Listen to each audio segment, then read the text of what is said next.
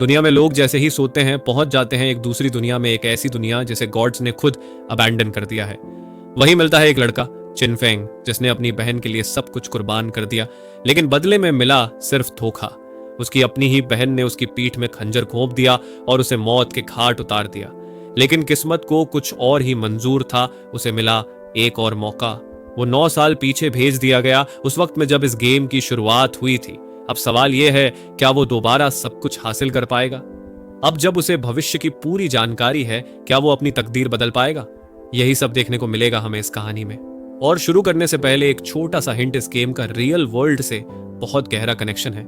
इस गेम के आने के बाद इस दुनिया में सब कुछ बदल गया। करेंसी से लेकर पावर तक, लोगों की जिंदगी तक, हर चीज अब इस गेम से जुड़ चुकी है। तो चलिए शुरू करते हैं कहानी बिना किसी बकचोदी के। कहानी की शुरुआत एक खंडहर से होती है, जहां जगह जगह मरे हुए कई मॉन्स्टर्स की लाशें बिखरी पड़ी होती हैं। इसी वीरान माहौल में एक लड़की दिखाई देती है, जो अपने हाथ में एक चमकता हुआ डैगर लिए सावधानी से आगे बढ़ रही होती है। जैसे जैसे वह अंदर जाती है, हमें एक बड़े ग्राउंड में पड़े हुए मॉन्स्टर्स का भंडार दिखता है, जिनकी बॉडीज बेजान और शांत हैं। लेकिन उनके बीचों बीच एक लड़का खड़ा होता है, जिसकी बॉडी में कई सोर्ड्स धंसी हुई होती हैं और खून उसकी पूरी चेस्ट से बह रहा होता है। वह लड़खड़ाते हुए खून की उल्टियां करता है और दर्द में डूबी आवाज में कहता है, आखिर तुमने इस वक्त मुझे धोखा कैसे दे दिया? तुम ऐसा कैसे कर सकती हो?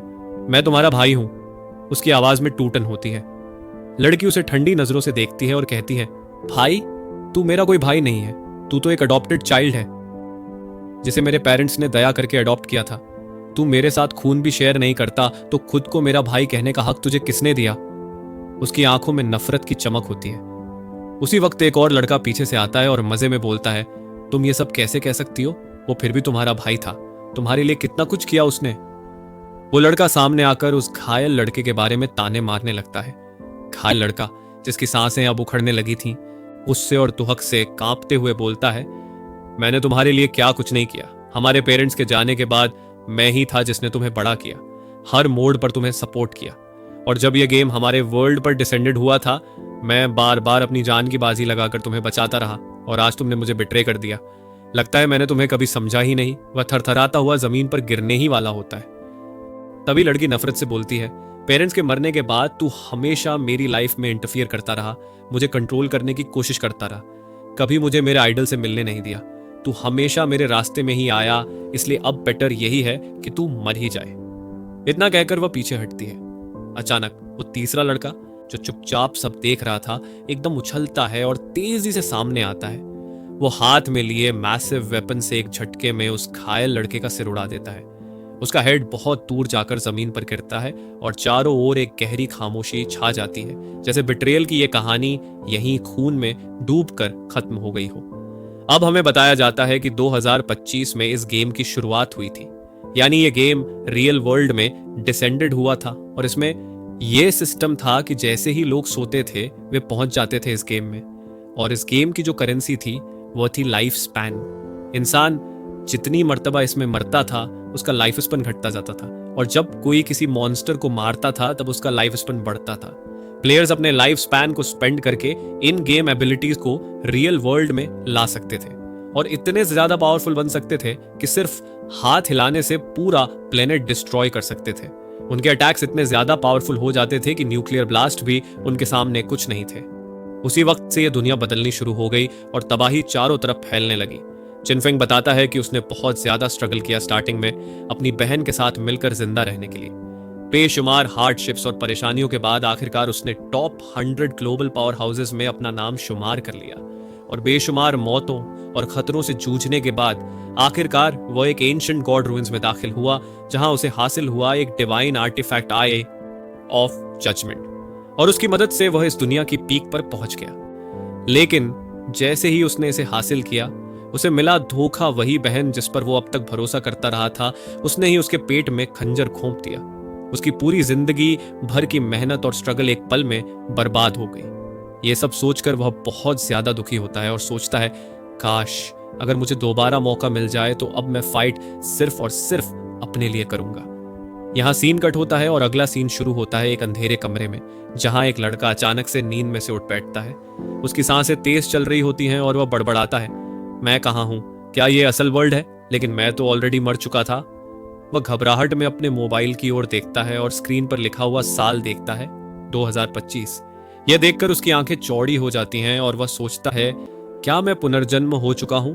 यह तो वही साल है जब 9 साल पहले पहली बार गॉड फॉरसेकन नाम का गेम डिसेंडेड हुआ था, और यहीं से असल कहानी की शुरुआत होती है। तभी अचानक उसके कमरे का दरवाजा जोर से खुलता है, जैसे किसी ने उसे लात मारकर खोला हो। एक लड़की अंदर एंट्री करती है और चिल्लाते हुए कहती है, तू घर पर ही है? आखिर तू मेरी कॉल क्यों नहीं उठा रहा था? लड़का, जो अभी भी शॉक में होता है, उसे देखता है और मन ही मन सोचता है, आज वही दिन है जब गॉड फॉरसेकन डिसेंडेड होगा। और ये लड़की, चिन्ह लड़की, आज फिर उसी इंसान की वजह से लड़ रही है जिसका नाम है सोंग फे, एक अंडरग्राउंड आइडल जो गेम के डिसेंडेड होने से पहले बहुत फेमस था।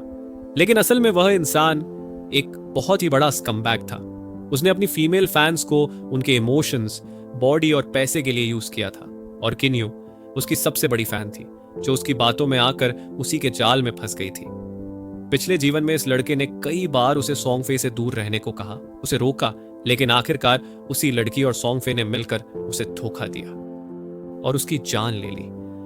अब जब वह लड़की उसके सामने खड़ी होकर चिल्ला रही होती है, तो वह अंदर से गुस्से से भर जाता है। उसकी सांसें तेज हो जाती हैं, चेहरा सख्त हो जाता है और वह अचानक से एक जोरदार थप्पड़ उसे मार देता है। लड़की धक्का खाकर गिर जाती है, उसका चेहरा लाल हो जाता है और आंखों से मोटे मोटे आंसू निकल पड़ते हैं। वह रोते हुए कहती है, तू पागल हो गया है क्या? लेकिन लड़का गुस्से में कहता है, मुझे तुझसे बहस करने का कोई इंटरेस्ट नहीं है। आज के बाद मेरी नजरों से दूर हो जा। अगर दोबारा मेरे सामने आई तो तेरा मुंह तोड़ दूंगा। वह और भी सख्ती से बोलता है, आज मैं तुझे पेरेंट्स की रिस्पेक्ट में छोड़ रहा हूं, लेकिन अगली बार तुझे माफ नहीं करूंगा। मेरे लिए अब तू कुछ नहीं, आज से हमारा रिश्ता खत्म। वह मन ही मन सोचता है कि पिछले जीवन में उसने सिर्फ अपनी बहन की प्रोटेक्शन के लिए बहुत सी अपॉर्चुनिटीज छोड़ दी थी। Rare treasures, secret dungeons, legendary weapons, सब कुछ गिव अप कर दिया। लेकिन अब यह बर्डन उसके सिर से उतर चुका है। अब वह सिर्फ अपने लिए जिएगा। वह अपनी टेबल से स्लीपिंग पिल्स निकालता है, एक ग्लास पानी में उन्हें निगलता है और बिस्तर पर लेटते हुए कहता है, तुम सबने जो किया उसका बदला मैं एक एक करके जरूर लूंगा, तू और सोंग फे दोनों। जैसे ही वह सोता है, कहानी एक डार्क पैलेस में शिफ्ट होती है। वह खुद को वहां खड़ा पाता है और सोचता है, जब मैं पहली बार यहां आया था, मैं बहुत नर्वस था। कई घंटे सिर्फ ये सोचने में निकाल दिए थे कि कौन सी क्लास चुनूं, लेकिन इस बार मैं बिना टाइम वेस्ट किए डिसीजन लूंगा। वह एक वॉरियर क्लास के इमेज के सामने जाता है और कहता है, मैंने पिछले जीवन में इसे चुना था ताकि अपनी बहन की रक्षा कर सकूं। यह वीक नहीं था, लेकिन अब मेरे लिए सही नहीं है। अब मुझे सोलो खेलना है और उसके लिए चाहिए स्पीड और एजिलिटी। वह बिना किसी हेजिटेशन के वॉरियर क्लास रिजेक्ट करता है और एक नई क्लास चुनता है जिसमें हाईएस्ट मोबिलिटी और एजिलिटी होती है। तभी एक नोटिफिकेशन उसके सामने पॉपअप होती है, divine artifact eye of judgement has been successfully found. यह देखकर वह दंग रह जाता है, क्योंकि यही वो डिवाइन आर्टिफैक्ट था जिसके लिए उसकी बहन ने उसे बिट्रे किया था। यही आर्टिफैक्ट उसकी मौत की वजह बना था। अब उसे समझ आता है कि उसका रिग्रेशन, यानी 9 साल पीछे लौटना, इसी आई ऑफ जजमेंट के साथ जुड़ा हुआ है। उसका फेट अब भी इस आर्टिफैक्ट से जुड़ा हुआ है, लेकिन इस बार कंट्रोल उसके हाथ में है। जैसे ही आई ऑफ जजमेंट एक्टिवेट होता है, उसकी जो यूनिक एबिलिटी होती है अथॉरिटी ऑफ जजमेंट, वो अचानक ट्रिगर हो जाती है। इस अथॉरिटी की सबसे खास बात यह होती है कि यह यूजर को किसी भी क्लास के हाईएस्ट लेवल हिडन क्लास को अनलॉक करने की पावर देती है। अब जैसे ही यह एबिलिटी फुली एक्टिवेट होती है, उसके आसपास डेंस शैडो लाइक एनर्जी उठने लगती है जो उसकी पूरी बॉडी को धीरे धीरे घेर लेती है। अचानक एक बड़ी सी नोटिफिकेशन स्क्रीन उसके सामने पॉपअप होती है, congratulations, you have gained a hidden profession. जब उसका नाम रिवील होता है तो उसमें लिखा होता है, you have become a shadow. यह सुनकर वही एकदम स्टंड हो जाता है, क्योंकि ये वही हिडन क्लास है जो असैसिन टाइप क्लासेस की सबसे टॉप टियर हिडन प्रोफेशन मानी जाती है। शैडो एक ऐसा प्रोफेशन होता है जो पूरी तरह से stealth, agility, high burst damage और मैनिपुलेशन ऑफ डार्कनेस में एक्सपर्ट होता है। एक ऐसा क्लास जो कंप्लीट डिफरेंट लेवल पर ऑपरेट करता है। उसे यह भी एहसास होता है कि जो अथॉरिटी ऑफ जजमेंट है वह दरअसल किसी एंशिएंट गॉड्स पावर से जुड़ी हुई एबिलिटी है, लेकिन फिलहाल यह पावर पूरी तरह से अनलॉक्ड नहीं है। उसे अभी सिर्फ इसका एक छोटा सा हिस्सा मिला है। इस अथॉरिटी की फुल अवेकनिंग के लिए उसे डिविनिटी की जरूरत होगी, जो कि अब भी उसके पास नहीं है। अथॉरिटी ऑफ जजमेंट की असली ताकत यह है कि यह रूल्स को बाईपास कर सकती है, या कहें तो खुद से नए रूल्स क्रिएट कर सकती है। एक ऐसी शक्ति जो पूरे गेम की सिस्टम बाउंड्रीज को रीराइट कर सकती है। वह खुद सोचता है, पिछली लाइफ में बहुत सारे टॉप लेवल प्लेयर्स और गिल्ड्स ने इस अथॉरिटी को हासिल करने की कोशिश की थी, लेकिन कोई भी इसमें सफल नहीं हो पाया। जो लोग इसके पीछे गए वे कभी लौट कर वापस नहीं आए। ह्यूमन रेस आज तक इस अथॉरिटी के अस्तित्व को पूरी तरह से समझ नहीं सकी, लेकिन अब वह चीज मेरे पास है। इतने में एक और नोटिफिकेशन सामने आती है, आपकी पेशेवर चुनाव पूरी हो गई है। You may now enter the game world and begin your journey. यह देखकर वह बिना वक्त गंवाए कंफर्म बटन पर टैप करता है और तुरंत ही उसका कॉन्शियसनेस वर्चुअल वर्ल्ड में एंटर कर जाता है। जैसे ही उसकी आंखें खुलती हैं, वह खुद को बिगिनर्स जोन में पाता है, जो एक ऐसी एरिया होती है जहां मॉन्स्टर प्लेयर्स पर अटैक्स नहीं कर सकते। इसलिए यह गेम की स्टार्टिंग के लिए सबसे सेफ और बिगिनर फ्रेंडली एरिया मानी जाती है, और यहीं से उसकी नई जर्नी की असली शुरुआत होती है। फिर हमें दिखाया जाता है कि वह खुद को एक बड़े से सर्कुलर एरिया में पाता है, जहां उसके आसपास बहुत सारे नए प्लेयर्स भी टेलीपोर्ट हो चुके होते हैं। वहां हर कोई कंफ्यूज था। कोई कह रहा था, भाई ये कौन सी जगह है? कोई चिल्ला रहा था, मैं तो रात को सोया था और अचानक यहां कैसे आ गया? कोई बोल रहा था, मुझे तो लगता है कोई एक्सीडेंट हो गया है। हर कोई आपस में घबराया हुआ बातें कर रहा था, क्योंकि किसी को समझ नहीं आ रहा था कि यह सब हो क्या रहा है। तभी हमारा मेन कैरेक्टर शांत खड़ा सब कुछ ऑब्जर्व कर रहा होता है और सोचता है, अभी शुरुआत है, इसलिए सब लोग परेशान हैं, लेकिन कुछ ही समय में बड़ी बड़ी कंट्रीज के हाई लेवल प्लेयर्स जो पिछले लाइफ में एक्सपर्ट्स थे, वो सब यहां आने लगेंगे। अब जैसे ही वह रास्ते से गुजर रहा होता है, कुछ लोग उसे देखकर विस्पर करने लगते हैं, भाई इसका प्रोफेशन क्या है? इसका लुक तो हमसे काफी अलग है। एक प्लेयर बोलता है, मैं भी असासिन हूं, लेकिन मेरे पास ऐसा आउटफिट नहीं है, क्योंकि उसका ब्लैक रोब टाइप आर्मर और मिस्टीरियस ऑरा उसे बाकियों से बिल्कुल अलग बना रहा होता है। वह चुपचाप आगे बढ़ रहा होता है, तभी एक पोर्टल खुलता है और उसमें से कुछ बंदे गिरते हैं जो लड़ाई करके वापस आए होते हैं। वह लोग चिल्ला रहे होते हैं, भाई हम मर कैसे गए, वो भी सिर्फ लेवल 1 के मॉन्स्टर से, हम सब मिलकर भी उसे नहीं मार पाए। फिर एक और प्लेयर बोला, हमारी लाइफ स्पैन भी धीरे धीरे खत्म हो रही है, अब लेवल कैसे बढ़ाएं? अब यहां गेम की एक गंभीर बात सामने आती है। अगर किसी प्लेयर की नॉन ट्रेडेबल लाइफ स्पैन 0 हो जाती है तो वह रियल वर्ल्ड में भी मर जाएगा, लेकिन अभी तक किसी को इसकी सच्चाई नहीं पता होती। जैसे ही ये लोग आपस में बात कर रहे होते हैं, वे हमारे मेन कैरेक्टर की तरफ देखकर पूछते हैं, भाई तुम तो काफी अच्छे लग रहे हो, क्या हमारी टीम ज्वाइन करोगे? लेकिन वह सीधे मना कर देता है और सोचता है, पिछली लाइफ में सबसे बड़ा धोखा अपने ही कॉमरेड से मिला था, इसलिए अब किसी टीम का हिस्सा नहीं बनूंगा। उसका यह सीधा जवाब सुनकर बाकी सब चिढ़ जाते हैं और कहते हैं, कितना घमंडी है, खुद को क्या समझता है। लेकिन वो सबको इग्नोर करके सीधे अपने पहले टारगेट की तरफ यानी वाइल्ड जोन की ओर बढ़ने लगता है। अब जो लोग उसे एरोगेंट समझ रहे थे, वे उसका पीछा करने लगते हैं, यह देखने के लिए कि आखिर इसमें ऐसी क्या खास बात है। अब जैसे ही हमारा हीरो वाइल्ड जोन की ओर बढ़ता है, वह नोटिस करता है कि कुछ लोग उसका पीछा कर रहे हैं। वह तुरंत एक स्किल एक्टिवेट करता है, शेडो स्नीक, और एकदम से गायब हो जाता है। वह शेडो में मर्ज हो जाता है और कोई भी डिटेक्ट नहीं कर पाता कि वह कहां गया। पीछे के लोग कॉन्फ्यूजन में चिल्ला रहे होते हैं, भाई कहां गया ये, अभी यहीं था। तभी गेम में एक सिस्टम नोटिफिकेशन आता है, शेडो स्नीक एक्टिवेटेड, यूजर ने बिना दिखाई दिए कुछ समय के लिए हो गया है। First attack from stealth will deal bonus damage, if attacked while in Shadow form location will be revealed, duration increases with level. यह पढ़कर हमारा बंदा सोचता है, शेडो क्लास वाकई अत्यधिक है। Normal assassin classes first level पर इतनी पावरफुल नहीं होती और उन्हें डिटेक्ट करना भी आसान होता है, लेकिन यह शैडो क्लास तो पूरी तरह से अलग है। इसकी यूनिक स्किल स्टील्थ मास्टरी शायद ही किसी के पास हो। इस हालत में इवन मॉन्स्टर्स भी मुझे नोटिस नहीं कर सकते। अब वह धीरे धीरे वाइल्ड जोन में एंटर करता है और अपनी स्टेटस विंडो ओपन करता है। वहां उसका प्रोफेशन दिखता है, शेडाओ, और लेवल 1। उसका कोडनेम भी उसने शेडाओ ही रखा होता है। वहीं उसकी लाइफ स्पैन की 2 कैटेगरी शो होती हैं, नॉन ट्रेडेबल लाइफ स्पैन 75 साल और एक ट्रेडेबल लाइफ स्पैन जो फ्यूचर में मॉन्स्टर्स को डिफीट करके अर्न की जा सकती है। ट्रेडेबल लाइफ स्पैन को वह बेच सकता है या कुछ खरीद सकता है, जबकि नॉन ट्रेडेबल लाइफ स्पैन सिर्फ उसके सर्वाइवल के लिए होती है। उसकी स्टेटस में स्ट्रेंथ, कॉन्स्टिट्यूशन, एजिलिटी जैसे एट्रीब्यूट्स भी शो हो रहे होते हैं। जहां नॉर्मल प्लेयर्स को शुरुआत में हर एट्रीब्यूट में 10 पॉइंट्स मिलते हैं, वहीं शैडो क्लास होने के कारण हमारे बंदे को कुछ एडिशनल पॉइंट्स मिलते हैं। उसकी स्ट्रेंथ 3+ और एजिलिटी 8+ होती है, यानी बाकी सभी से बहुत ज्यादा पावरफुल। साथ ही उसे 5 फ्री एट्रीब्यूट पॉइंट्स भी मिले होते हैं जो वो खुद डिस्ट्रीब्यूट कर सकता है। जैसे ही हमारा हीरो वाइल्ड जोन में दाखिल होता है, वो सोचता है शैडो क्लास वाकई में एक अलग ही लीग की क्लास है और आगे जाकर इसकी असली डेप्थ का हमें अंदाजा होगा।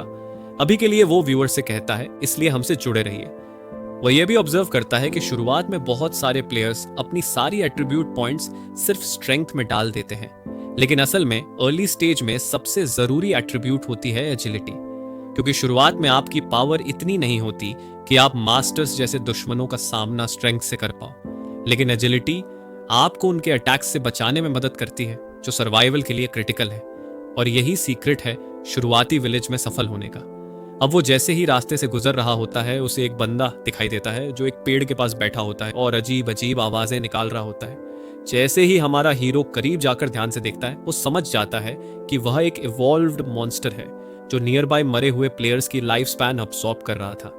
यानी जो लोग विलेज में मरे पड़े थे, उन्हें शायद इसी ने मारा और उनकी नॉन ट्रेडेबल लाइफ स्पैन को खुद में अब्सॉर्ब करके वो इवॉल्व कर रहा था। उसका नाम होता है क्रॉलर और उसके शरीर पर कई बैटल स्कार्स होते हैं, जिससे पता चलता है कि उसकी इंटेंस लड़ाई हुई थी। अब इन दोनों के बीच एक जबरदस्त फाइट शुरू होती है। मॉन्स्टर क्रॉलर सबसे पहले अटैक करता है, लेकिन हमारा हीरो एजिलिटी में बहुत तेज होने की वजह से आसानी से डॉज कर जाता है। फिर वो अपनी शैडो पावर से काउंटर करता है और स्टेल्थ से निकलकर सीधा सामने आता है। अब दोनों आमने सामने होते हैं। हीरो स्किल एक्टिवेट करता स्टेल्थ ब्रेक स्ट्राइक और एक ही वार में मॉन्स्टर को भारी डैमेज पहुंचाता है, इतना डैमेज कि वो एक ही शॉट में लगभग खत्म हो जाता है। इस स्किल का खास सीक्रेट ये था कि अगर यूजर शैडो मोड से निकलकर पहला अटैक करता है तो उसका डैमेज काफी बढ़ जाता है, और साथ ही इस स्किल में आर्मर ब्रेकिंग एबिलिटी होती है, जिससे उसका अटैक नॉर्मल लेवल से बहुत ऊपर चला जाता है। यानी वो बंदा जिसने 4 प्लेयर्स को मार दिया था और खुद इवॉल्व हो रहा था, उसे हमारे हीरो ने एक ही पावरफुल अटैक से ऑलमोस्ट खत्म कर दिया। यह बताता है कि वो कितना ज्यादा डेंजरस बन चुका है। इसी मोमेंट पर उसे अपने पिछले लाइफ सीन याद आता है, जब पहली बार वह इसी जगह आया था और एक मॉन्स्टर से लड़ते हुए उसकी हालत खराब हो गई थी और वो मरते मरते बचा था।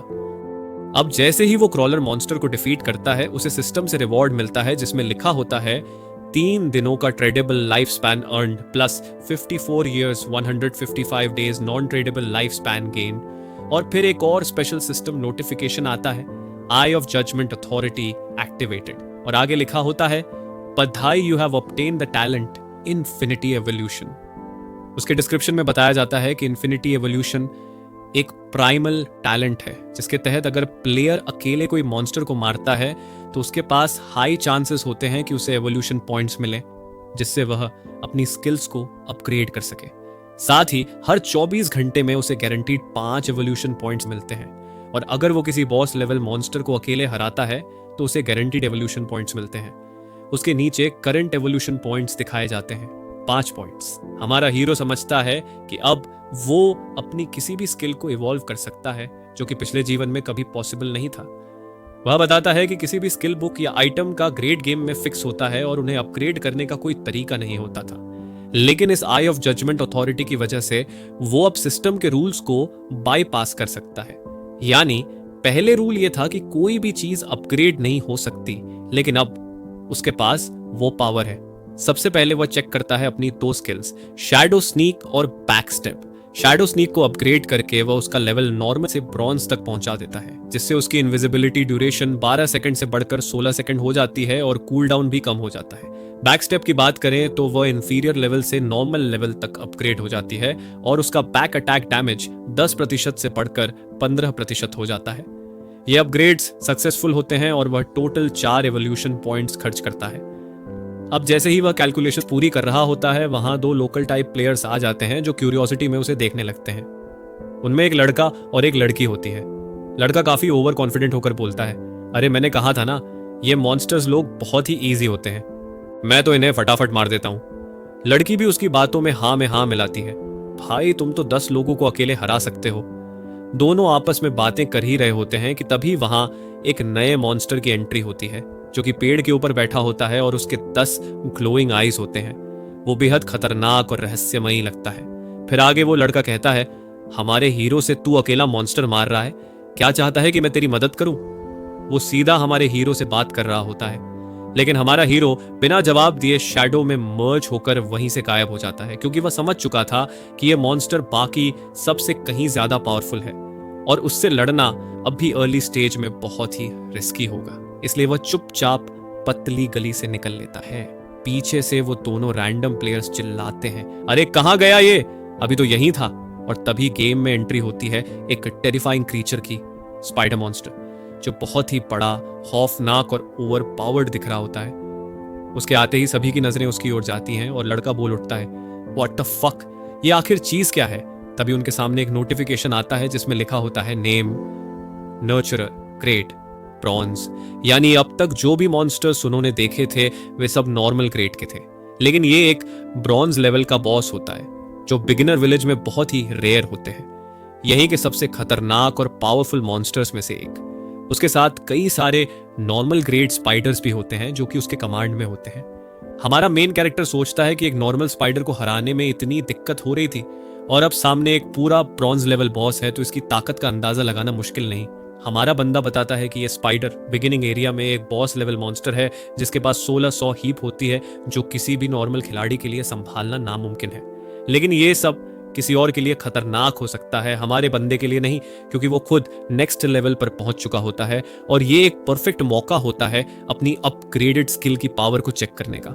नॉर्मल ग्रेड के मॉन्स्टर्स तो अब एक ही हिट में खत्म हो जाते हैं, पर ब्रॉन्ज वाला अलग लीग में होता है।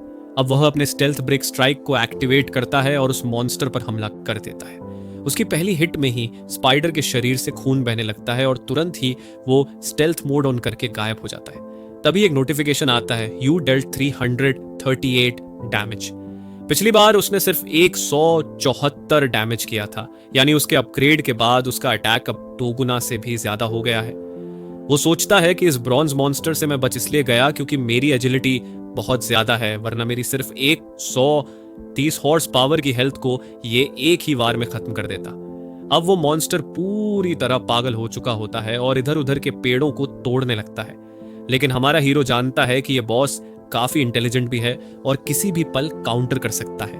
अब वो सही मौके की तलाश करता है और जैसे ही मौका मिलता है फिर से हमला करता है। इस बार का डैमेज होता है 299। वो अब बॉस के वीक पॉइंट को टारगेट करने लगता है, जिससे उसे एडिशनल बफ मिल रहा होता है। फिर वह रॉक्स में अपनी पावर डालकर दूर से भी उतना ही डैमेज दे पा रहा होता है जितना पास जाकर करता, और यही उसकी शैडो क्लास की एक स्पेशल एबिलिटी होती है। इस तरह वह लगातार हमले करता रहता है और तभी सीन कट होता है और हमें दिखाया जाता है टाउन का एक सीन जहां लीडर बोर्ड अपडेट का नोटिफिकेशन सभी को मिलता है। अब सब लोग लीडर बोर्ड देखते हैं और देखते ही शॉक्ड हो जाते हैं। रैंक 1 शैडो लेवल 2, यानी इस विलेज में सबसे पहले लेवल 2 पर पहुंचने वाला बंदा हमारा हीरो होता है। और जैसे ही लीडर बोर्ड एक्टिवेट होता है, टाउन के लोग अचंभे में होते हैं, ये कौन है भाई, ये नंबर 1 कैसे पहुंच गया? हम तो इतने बार मरे कि गिनती भूल गए और ये बंदा मॉन्स्टर को भी खत्म कर चुका है और लेवल 2 पर भी पहुंच गया। अब टाउन के लोग उसकी तलाश में लग जाते हैं। कोई कहता है मुझे उससे मिलना है, कोई कहता है मैं उसे हायर करूंगा। हर कोई उसकी बात करने में लग जाता है। फिर सीन दोबारा हमारे हीरो की ओर कट होता है और उसे एक नोटिफिकेशन मिलता है, you have successfully killed the bronze level monster spider. उसे 300 एक्सपी मिलते हैं। वह लेवल 2 पर पहुंच चुका होता है और साथ ही उसे 2 इवोल्यूशन पॉइंट्स भी मिलते हैं। इसके साथ ही टाउन का लीडर बोर्ड भी अनलॉक हो जाता है और उसे एक रेपुटेशन पॉइंट भी मिलता है। ये सारी इंफॉर्मेशन इकोसिस्टम वाइड अनाउंस की जाती है, यानी पूरे सर्वर को उसके बारे में पता चल जाता है। अब हमारे बंदे के सामने कुछ और नॉर्मल ग्रेड की स्पाइडर्स बची होती हैं जो उस ब्रॉन्ज मास्टर के कमांड में होती हैं और वह उन्हें भी आसानी से मार देता है। तभी एक और नोटिफिकेशन आता है, you gained tradable life span 46 days, और साथ ही साथ उसे एक नई स्किल भी मिलती है जिसका नाम होता है ग्रीडी हैंड, जो कि ब्रॉन्ज ग्रेड की होती है और एक रेयर स्किल होती है। साथ ही साथ उसे बफ भी मिलता है और 2 इवोल्यूशन पॉइंट्स और जुड़ जाते हैं।